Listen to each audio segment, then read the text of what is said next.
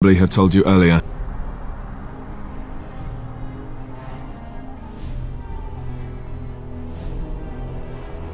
I don't know. I doubt it. I've never liked it, that's for sure. I told you before how Al-Eman raised me, right? That my mother was a serving girl at the castle and he took me in? The reason he did that was because, well, because my father was King Marek, which made Cailan my half-brother, I suppose.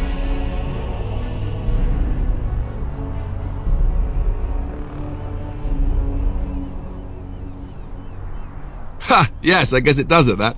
I should use that line more often. I would have told you, but it never really meant anything to me. I was inconvenient, a possible threat to Cailan's rule, and so they kept me secret.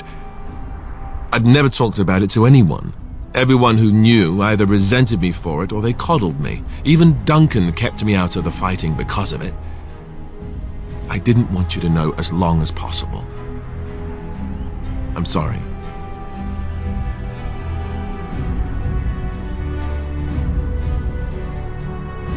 Why wouldn't he? He was King Marek's best friend. I don't know if that means anything, though. I certainly never considered the idea that it might ever be important. At any rate, that's it. That's what I had to tell you. I thought you should know about it.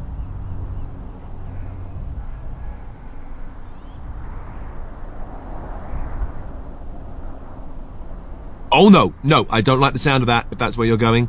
It was made very clear to me early on that there's no room for me on the throne. And that's fine by me. No, if there's an heir to be found, it's Al-Eman himself. He's not of royal blood, but he is Cailan's uncle, and more importantly, very popular with the people. Though, if he's really as sick as we've heard... Oh no, I don't want to think about that. I really don't. So there you have it. Now can we move on? And I'll just pretend you still think I'm some nobody who was too lucky to die with the rest of the Grey Wardens.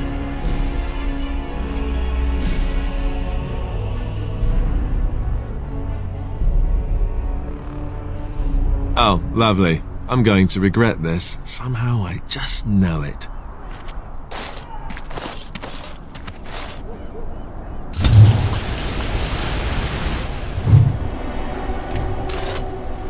Yes? Something you need? Redcliffe? I know little of it except that it is the domain of the Earl of Redcliffe. Redcliffe? I wonder how the name came to be.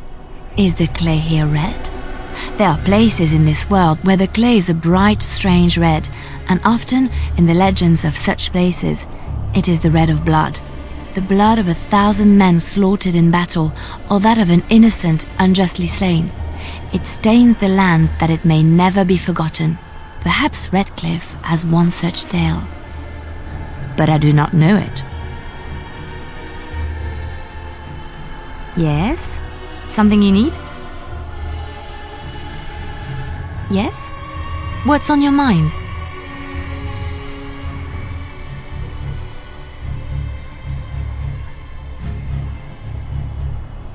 Where did you hear this?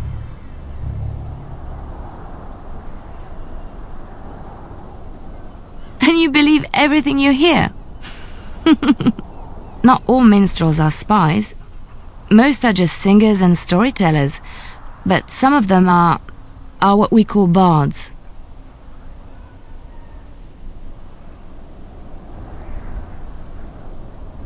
Many use the two words minstrel and bard interchangeably, but to do so in Orlais would cause misunderstanding. Bards are minstrels and more, spies as you say. Some say there is a bard order, but I don't think this is true. Many bards work alone or in small groups, doing the bidding of a patron who pays for their services. If there is an organization behind it all, no one knows who they are.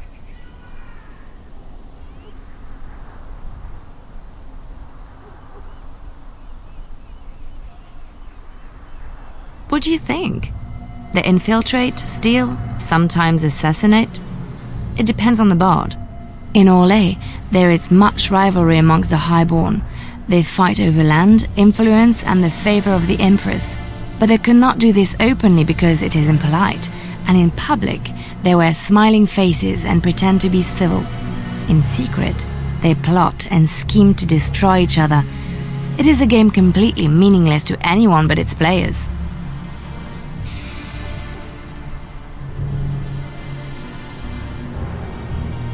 I have revealed too much, it seems, but it doesn't matter what I used to be. It is the past.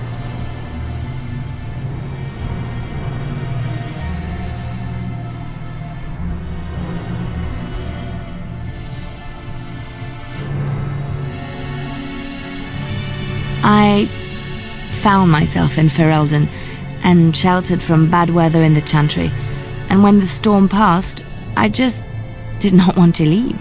I like to say the Maker brought me here.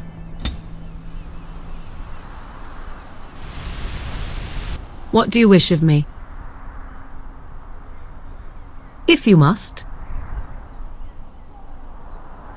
I was not born such.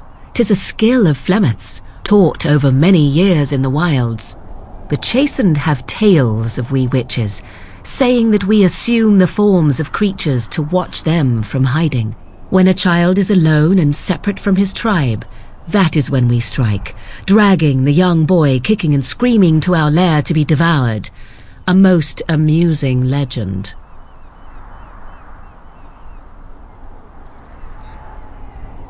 Oh? I truly doubt that children would be worth the effort.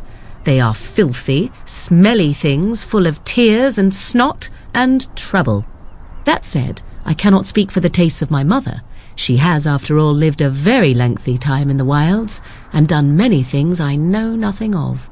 Why do you ask? Is there something specific you wish to know?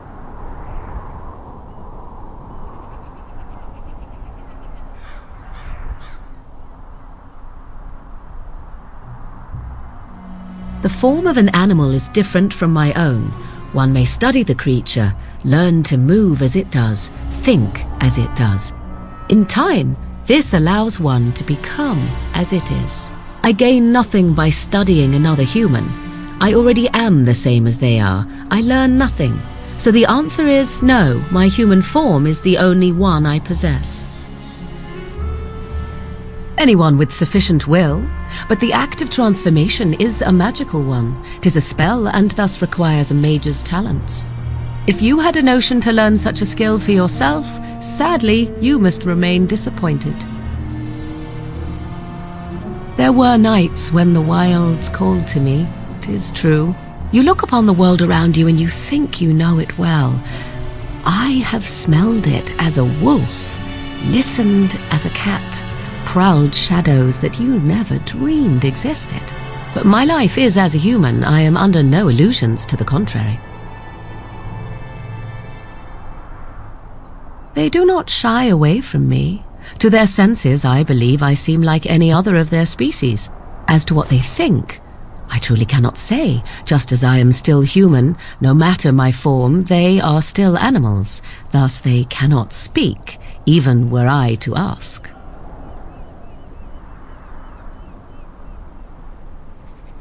Indeed. Have you an opinion on my abilities, then? Am I an unnatural abomination to be put to the torch?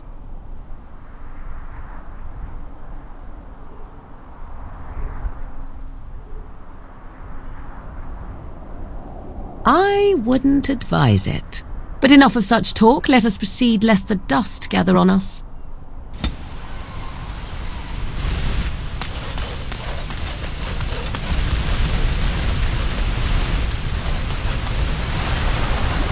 I thought I saw travelers coming down the road, though I scarcely believed it.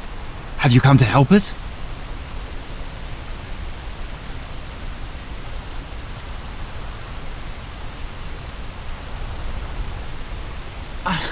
I'm not stopping you or anything. But have you even heard what's happened here? Has anyone?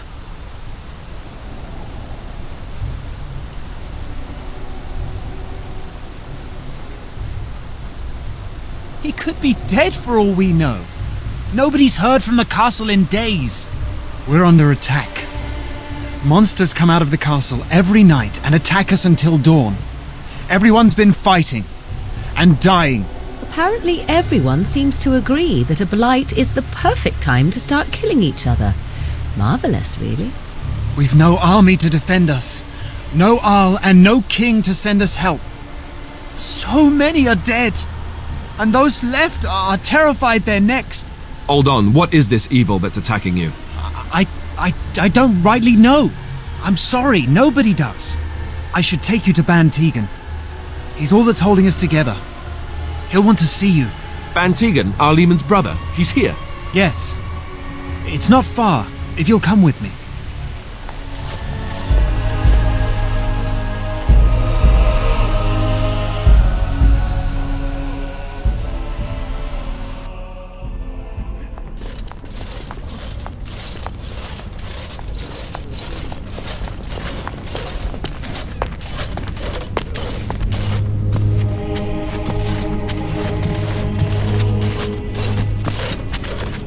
It's Thomas, yes? And who are these people with you? They are obviously not simple travelers. No, my lord. They just arrived, and I thought you would want to see them.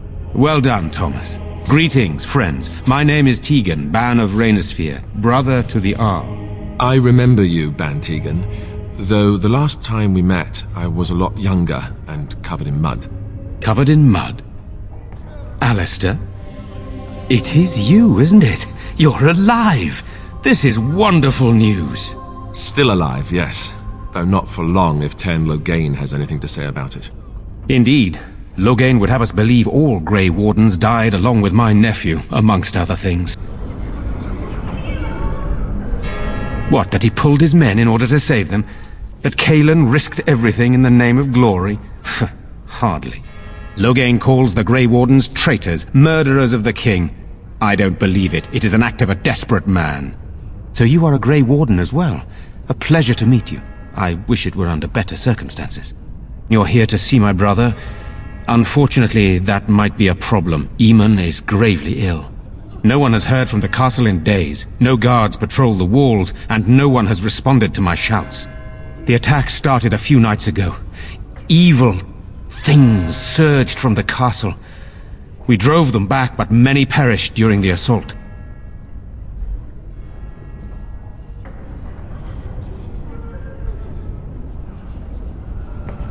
Some call them the Walking Dead, decomposing corpses returning to life with a hunger for human flesh. They hit again the next night. Each night they come with greater numbers. With Cailan dead and Loghain starting a war over the throne, no one responds to my urgent calls for help. I have a feeling tonight's assault will be the worst yet. Alistair, I hate to ask, but I desperately need the help of you and your friends. It isn't just up to me. Though the Grey Wardens don't stand much chance against Loghain without Arl Eamon. How pointless to help these villagers fight an impossible battle. One would think we had enough to contend with elsewhere. Thank you. Thank you. This means more to me than you can guess. Thomas, please tell Murdoch what transpired. Then return to your post. Yes, my lord. Now then, there is much to do before night falls. I put 2 men in charge of the defense outside. Murdoch, the village mayor, is outside the chantry. Sir Perth, one of Eamon's knights, is just up the cliff at the windmill, watching the castle. You may discuss with them the preparations for the coming battle. Of course.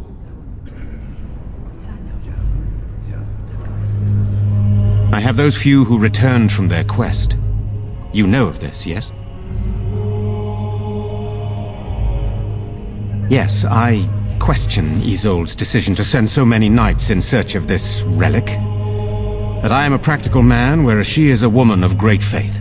Sir Perth was one of the knights sent on this quest. Perhaps you should speak to him if you wish to learn more.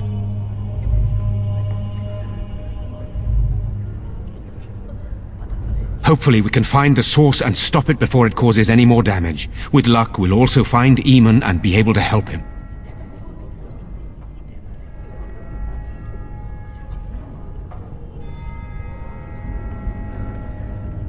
Very well. Luck be with you, my friend.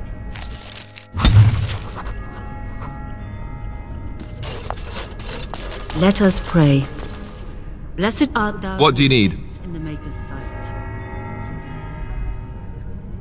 Blessed art thou who seeks his. You are of elven blood and a stranger, yet you defend a home that is not your own. We are grateful for that.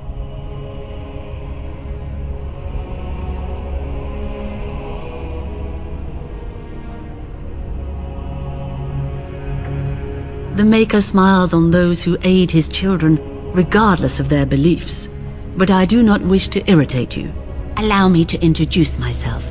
I am revered Mother Hannah, head of this chantry, which for the moment is a place of refuge for these poor villagers. How awful this must be for you all. Is this everyone who's left? All those who cannot defend themselves, yes. They are terrified of tonight's attack, and I fear these walls will not keep them safe. What can I do to help with your task? It is the sturdiest building in the village. The women, elderly, and children will stay here during the battle, while the militia and knights protect them. They set up a barricade outside the chantry to keep monsters from getting inside. If anything gets in, Ban Tegan is our only defense. Please, have mercy. Help these people. Do whatever you can. May the Maker watch over you, child.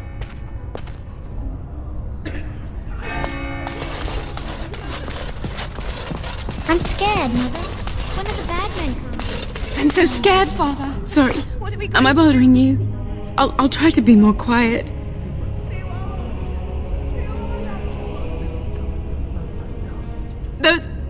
Those things dragged my mother away. I don't know what happened to her, but I hear her screaming all the time. Everywhere. How terrible, you poor thing. I wish there was something we could do to help. And now my brother Bevan, he ran off. I don't know where he is. I'm so scared they got him too.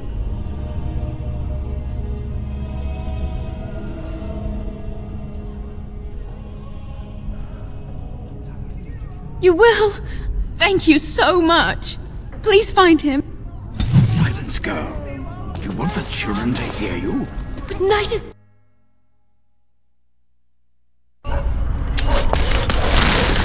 You know, we don't have... Still no sign of them coming back. And their numbers just keep growing each night. Tell them to maintain watch.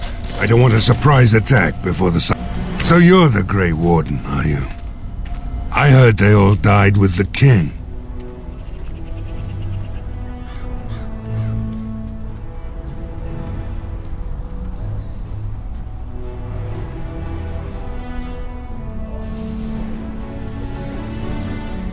Huh. If it takes a ghost or two to kill a horde of evil monsters, I'll take it. But you look plenty alive to me.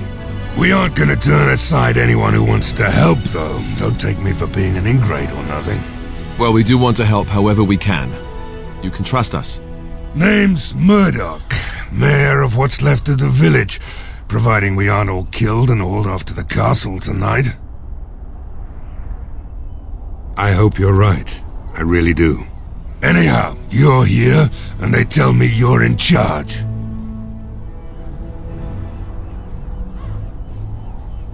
Morale's about what you'd expect. These men aren't soldiers. They're villagers defending their homes, and they're frightened. It would help if we had decent equipment. There weren't enough swords in Owen's shop, and the men's armor is nearly falling off. I don't think we're in any shape to fight. We'll do our best, of course, but, well, I have my doubts. I just hope I'm alive tomorrow morning. We need what little armor and weapons we got repaired, and quickly, or half of us will be fighting without either. Owen's the only blacksmith who can do it, but the stubborn fool refuses to even talk. If we're to be ready for tonight, we'll need that crotchety bastard's help. His daughter, Valena, is one of the Alessa's maids, so he hasn't heard from her since this whole business started. He demanded we attack the castle, break down the gate, and force our way in. I said it was impossible, but he wouldn't listen. He's locked himself in the smithy now. I can't force him to do repairs. He said he'd rather die first. I'd appreciate it. If he doesn't help, he'll die like the rest of us. What good will that do anyone then?